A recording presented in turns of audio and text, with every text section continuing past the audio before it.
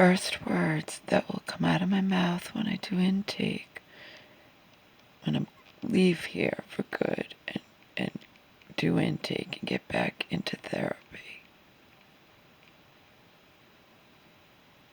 Not what I will say ever to anyone or anyone at all, be it someone in authority, whatever, in the shelter, no.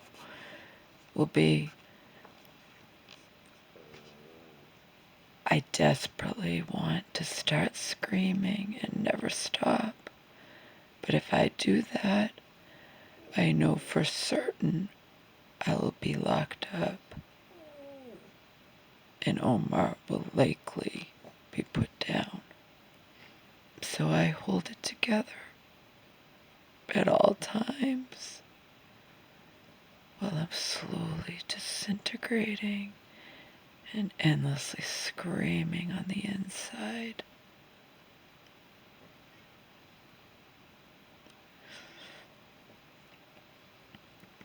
I was expected to be perfect.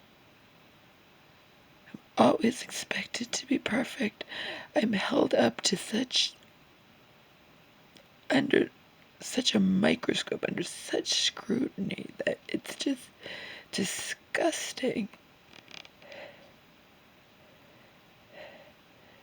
Could it be any misunderstandings, any error in judgment on my part to the tiniest degree? If you guys knew the truth, right? Like only a tiny, just like nobody knows, okay? Because we can't count Churchwoman. She knows but doesn't give a shit. That's the bottom line. She wasn't even in our life when my mom was in that apartment when this all began, okay? But I, not even allowed to be human, to have a misunderstanding or an error in judgment. I'm expected to be perfect, okay? I mean, you're expected to be such obscenely perfect, and you simply, you're human, and you're dealing with something that you had never dealt with before, and you're trying, and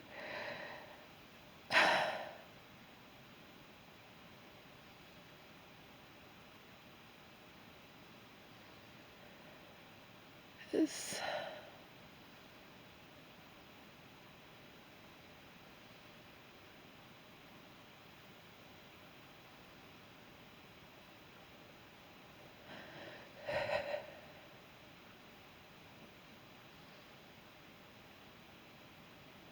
I'm gonna tell Kurt because I trust him.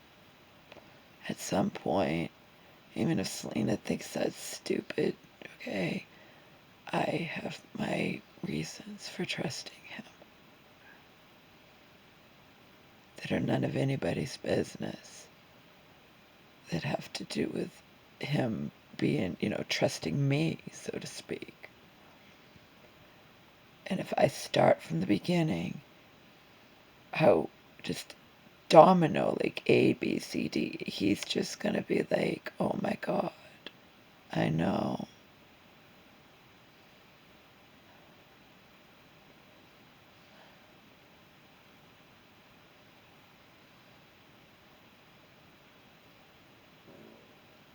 In the end, it just all, I'm never perfect enough in this life. I can't even breathe. I can't even, make the tiniest error in judgment or the tiniest mistake, or, and people forget that I'm mentally ill too, and I'm dealing with a lot of fucking shit.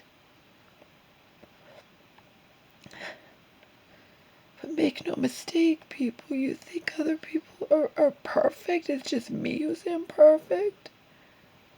including fucking so-called professionals. You think they're perfect at all times, yet I have to be held under this endless microscope that nobody could live up to.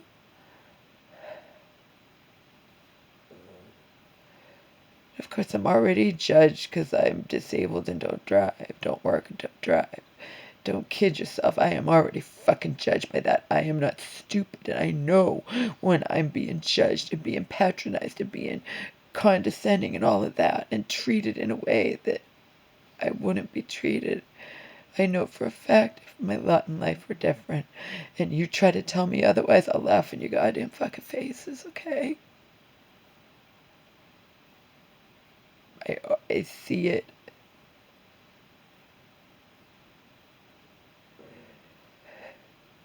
I see so much.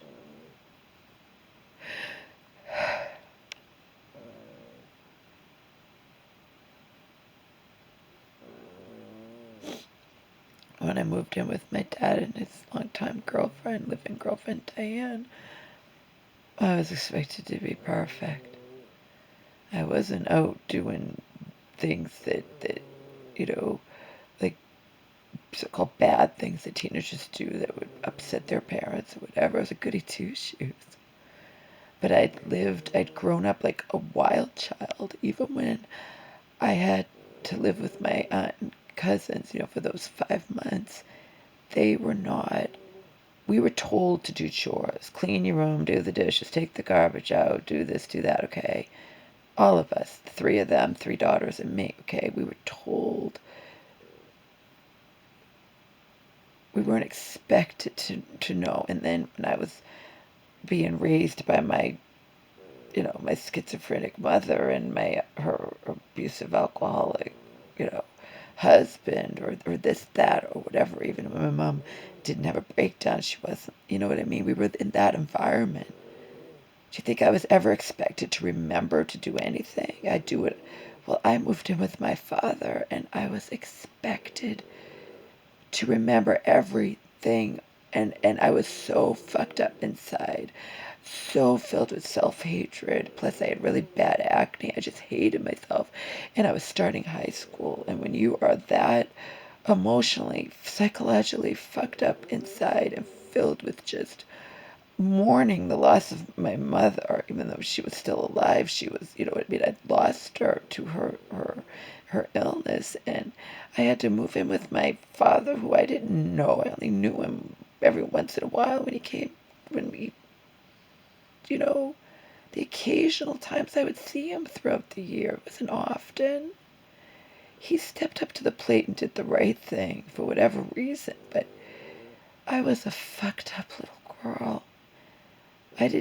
I was trying so hard, but I had no idea what would set him off, and I couldn't remember. Like, if I forget to change the toilet paper roll, I did it on purpose. If I leave a towel on the ground, I did it on purpose.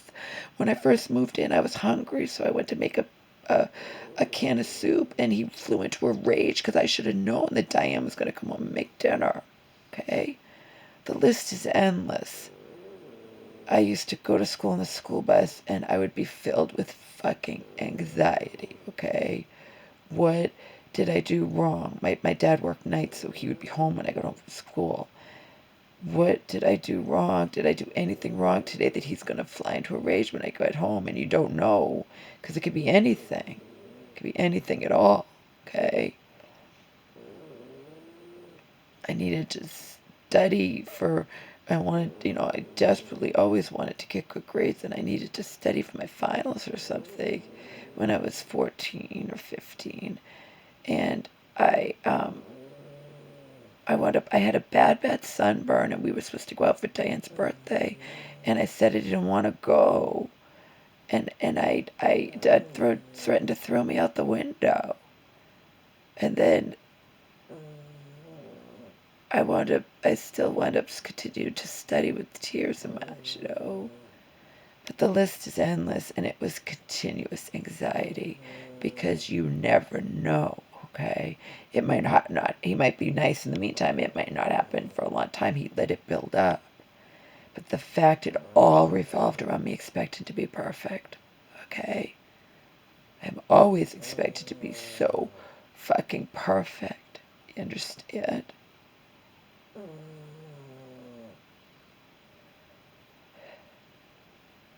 I can't make a mistake.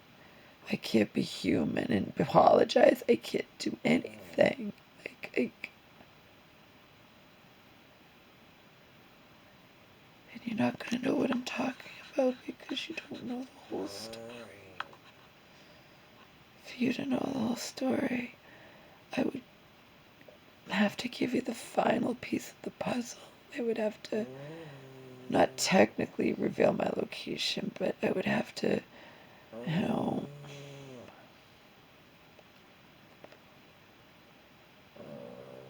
there are other missing pieces of the puzzle.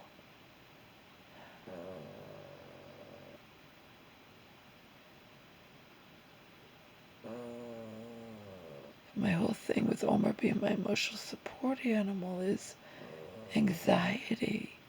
Endless, sometimes crippling, continuous anxiety, like to the point of, oh,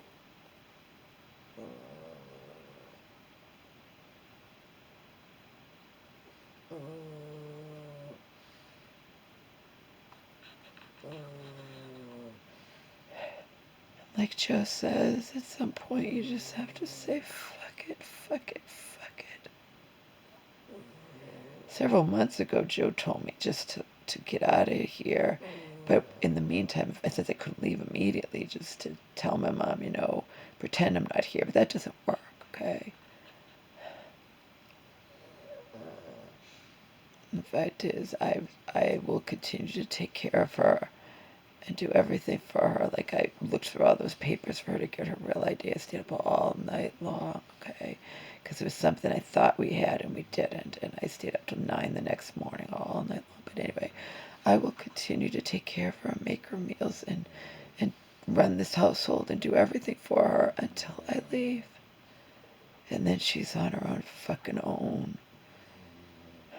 She's on her own with her so-called wolves in sheep's clothing, quote, friends, unquote. And let's see how well, you know, I wish her the best, you know.